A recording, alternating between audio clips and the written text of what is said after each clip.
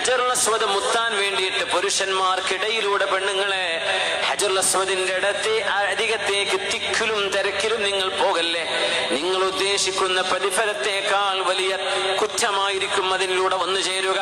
പുരുഷന്മാർ, ചെറുപ്പക്കാർ, നിങ്ങൾക്ക് ആരോഗ്യമുണ്ടായിരിക്കാം, ഹൈറ്റും വെയിറ്റും ഉണ്ട് എന്ന് വിചാരിച്ച് വൃദ്ധരായ പാവപ്പെട്ട മിസ്കീന്മാരായ ദുർബലരായ ആളുകളെ വകഞ്ഞു മാറ്റി കൈകൊണ്ട് മുട്ടുകൈകൊണ്ട് കുത്തി പരിക്കേൽപ്പിച്ചിട്ട് എന്ത് മുത്തലാണ് നിങ്ങൾ ചെയ്യുന്നത്? അഷ്റഫുൽ ഖൽഖല്ലേ പറഞ്ഞത്, ഒരു മുഅ്മിനായ മനുഷ്യനെ വേദനിപ്പിക്കൽ അല്ലാഹുവിന് വിഷമമാണ്.